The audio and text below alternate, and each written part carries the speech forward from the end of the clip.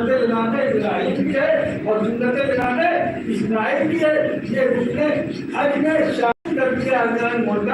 اگر کوئی انسان اللہ کے لیے کام کرتا ہے, مستحب کام کرتا ہے, تو اللہ اس کو اتنا پاورفل بنا دیتا کہ ہاتھ جوڑ کر کے تمام چیزیں کرنا واجب پیدا کرتا. کی الگ سی بات ہے کہ ہمارے اوپر یہ الزام لگایا جاتا ہے مل کر پڑھتے, ملا کر پڑھتے ہیں, تو ہرے بھی ملا کر پڑھتے ہیں اور مغربے بھی ملا کر پڑھتے ہیں. میں ان حاجیوں سے پوچھنا چاہتا ہوں جو 2 حاج تمام حجاج کرام عرفات میں جاتے ہیں, منع کے میدان میں جاتے ہیں, کسی بھی مسلک کا ہو, حنفی ہو, بریلوی ہو, جعفری ہو, احمدی ہو, مالکی ہو, ان سے جا کے دونوں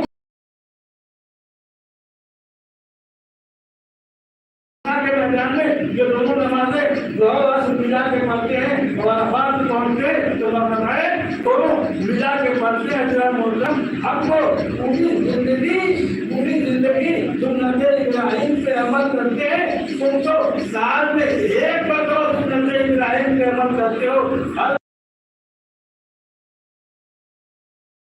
دونوں طرح سے موجود ہے, ملا کے پڑھنے کا بھی ذکر ہے, الگ الگ پڑھنے کا بھی ذکر ہے. لہٰذا ہم کو جب ضرورت ہوتی ہے تو ہم ملا کے پڑھ لیتے ہیں, جب ضرورت ہوتی ہے الگ الگ پڑھنے کی تو ہم الگ الگ بھی پڑھ لیتے ہیں. اس لیے اس سچے سنتی ہم ہی ہے, سنت ابراہیم کے عمل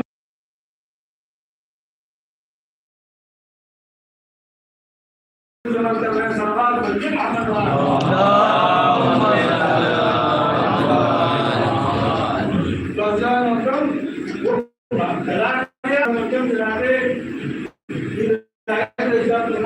اسماعیل کو زمین پہ لے جا دیا اور آنکھوں پہ پکچھی ڈالی, آنکھوں پہ پکچھی ڈالی. جو آئے تو گھٹنوں کو بل رہے تھے اور چولی کو بہت تیز پکڑا. جناب اسماعیل کے گدے گردن میں رکھ کر تیز چولی چلائی. اس کے بعد جیسے چولی چلائی اللہ کی آواز آئی, تم نے اپنی کار کو سچ کر دکھایا, بدل دیا. جناب ابراہیم نے آنکھوں کی پٹی کھولی تو قرآن یہ کہتا ہے جناب ابراہیم رنجیدہ تھے, غمزدہ تھے کہ ہم نے اسماعیل کو ہم اسماعیل کو ذبح نہیں کر پائے, اس لیے کہ دیکھا کہ ذبح کیا ہوا پڑا ہے.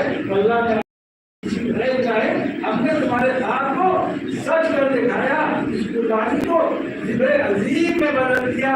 جناب ابراہیم رنجیدہ تھے, ہاتھ پر رنجید کی آواز ابراہیم رنجیدہ نہ ہو, ذرا آسمان کی طرف دیکھو.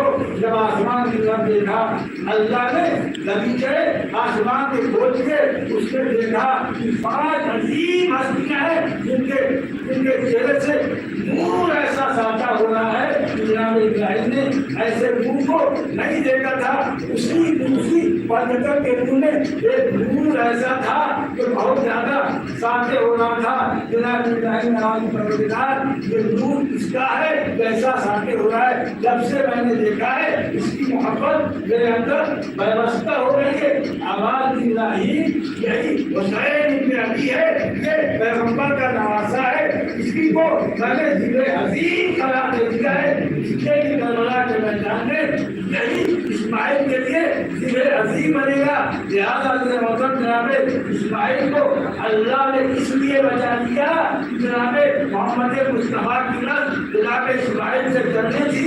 لہٰذا اللہ نے اس قربانی کو ذکر عظیم قرار دے دیا. لہٰذا تمام امت مسلمہ اس قربانی کو کر کے جناب اسماعیل کی سنت پہ عمل کرتی ہے. بسم اللہ الرحمن الرحیم. قل هو الله احد الله الصمد لم يلد ولم يولد ولم